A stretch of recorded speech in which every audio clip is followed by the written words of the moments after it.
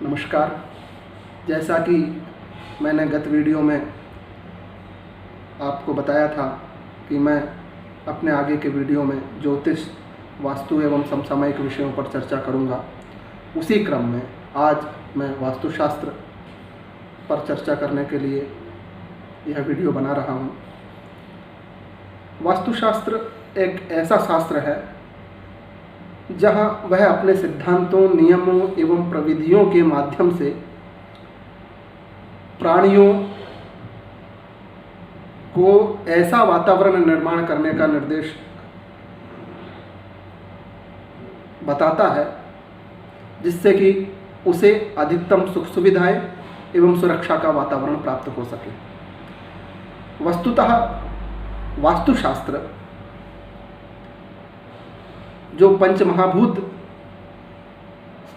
होते हैं उनके साथ एवं जो प्रकृति में प्रदत्त शक्तियां हैं उन सबके बीच आपसी सामंजस्य स्थापित करके उन शक्तियों का प्रयोग करते हुए कैसे प्राणियों को अधिकाधिक सुख एवं सुरक्षा की से संबंधित वातावरण का निर्माण हो, ऐसे वातावरण का बोध हमें वास्तुशास्त्र कराता है।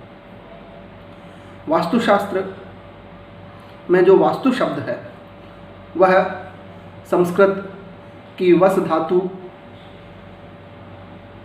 से तुण प्रत्यय करने से निर्मित होता है, जिसका अर्थ निवास करना या वास करना होता है। कहा भी जाता है वसंती इत्यस्मिन् इति वास्तु या वसंती प्राणिनो यत्र, अर्थात जहाँ पर प्राणी निवास करते हैं वह उसका वास्तु है। सभी प्राणियों का अपना अलग अलग एक वास्तु होता है। जैसे जल में जो प्राणी निवास करते हैं, जलचर जो जीव हैं, उनके लिए जल वास्तु है।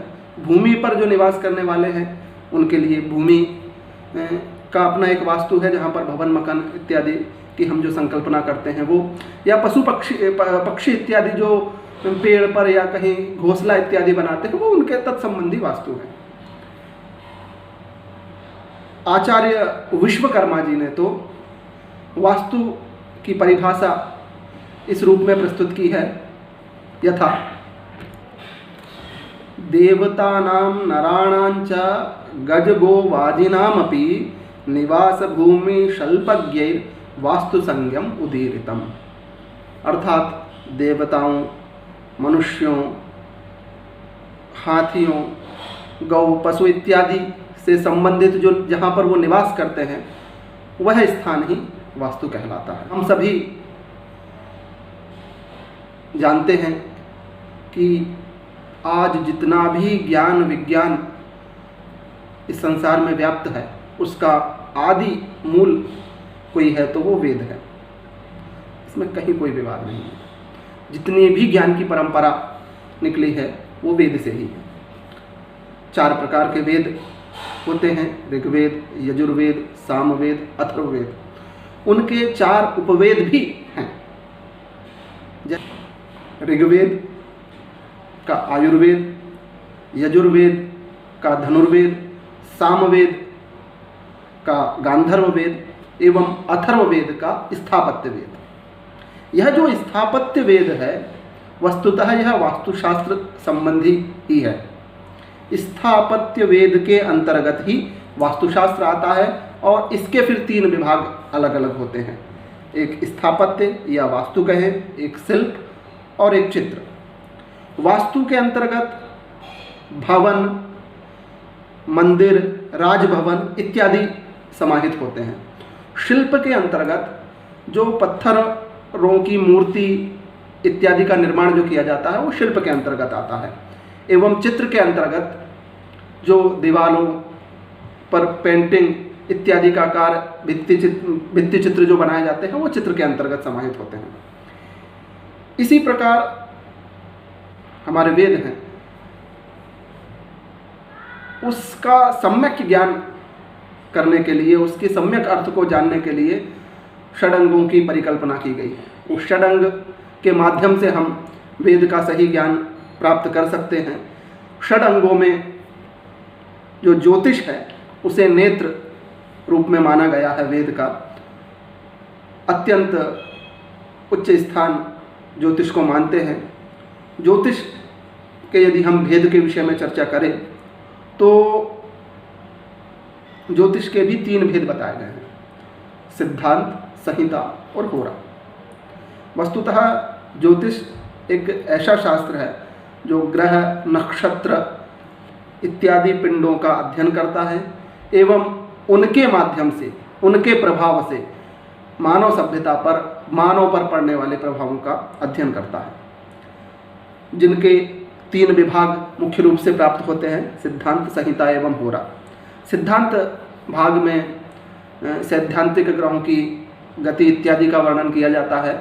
संहिता भाग में समष्टि के प्रभाव का वर्णन किया जाता है एवं होरा भाग में मनुष्य व्यक्ति विशेष के फलादेश का विवरण किया जाता है। ज्योतिष के इन 3 भागों के अंतर्गत जो संहिता स्कंद है उसके अंतर्गत ही यह वास्तु शास्त्र भी सम्मिलित होता है। इस प्रकार से वास्तुशास्त्र का जो संबंध हमारे वेदों से है वह मैंने आपको बताया। वास्तुशास्त्र के प्रमाण के विषय में यदि हम चर्चा करें तो वास्तुशास्त्र का प्रमाण हमें हमारे चारों वेदों में प्राप्त होता है, हमारे पुराणों में प्राप्त होता है। रामायण, महाभारत इत्यादि सभी ग्रंथों में वास्तुशास्त्र के प्रमाण हमें प्राप्त होते हैं। वास्तुशास्त्र के उपदेष्टा के बारे में यदि विमर्श किया जाए तो इसके 18 उपदेष्टा बताए गए हैं मत्स्य पुराण के अनुसार, जो इस प्रकार हैं। भृगुर अत्रिर्वसिष्ठश्च विश्वकर्मामयस्तथा नारदो नग्नजितश्चैव विशालाक्षः पुरन्दरः ब्रह्मकुमारो नन्दीशः शौनको गर्ग एव च वासुदेवो अनिरुद्धश्च तथा शुक्र बृहस्पति अष्टादशैत विख्याता शिल्पशास्त्रोपदेशका। इस प्रकार से भृगु, अत्रि, वशिष्ठ, विश्वकर्मा, मय, नारद, नग्नजित, भगवान शंकर, इंद्र, ब्रह्मा, कुमार, नंदीश्वर, शौनक, गर्ग, भगवान वासुदेव, अनिरुद्ध, शुक्र तथा बृहस्पति, ये 18 उपदेष्टा वास्तुशास्त्र के माने जाते हैं। तो वास्तुशास्त्र एकमात्र ऐसा शास्त्र है जो केवल प्राणी के सुरक्षित वातावरण के निर्माण के संदर्भ में बतलाता है। हमें अपने आसपास का परिक्षेत्र या हमें अपना भवन जहाँ हमें निवास करना होता है वह किस रूप में बनाए, उसका ज्ञान हमें वास्तुशास्त्र के माध्यम से ही होता है। क्योंकि धर्म, अर्थ और काम, इन तीनों का इंसान भोग इस भूलोक पे करता है और इस तीनों पुरुषार्थ के भोग करने के लिए इंसान को किसी न किसी स्थान विशेष की आवश्यकता होती है। और उस यदि वह स्थान अच्छा होगा, शास्त्र सम्मत होगा और वातावरण उसका शुद्ध होगा, प्रकृति की शक्तियों का समुचित उपयोग होगा, उस माध्यम से यदि वह स्थान होगा तो निश्चित ही एक सकारात्मक ऊर्जा मिलती है। यदि सुवास्तु के अनुसार वास्तु से संबंधित कोई भवन होगा तो निश्चित ही उसमें निवास करने वाले मनुष्य की शक्ति, मनुष्य की क्रियाशीलता निश्चित तौर पर बड़ी अच्छी होगी। और कहीं वास्तु जनित दोष होते हैं जो कि प्रकृति से संबंधित हमारा वास्तुशास्त्र है, उसमें निश्चित ही मनुष्य के अंदर चिड़चिड़ापन, कई प्रकार की समस्याओं से वह अवसादग्रस्त रहता है। अतः हमें इस बात का अवश्य ध्यान रखना चाहिए कि जो हमारा भवन है, जो हमारा आसपास का परिक्षेत्र है, वह वास्तु के नियमों के अनुसार हो और उस नियमों के परिपालन से हम अपना निश्चित तौर पर सुखमय जीवन व्यतीत करने में सक्षम हो पाते हैं।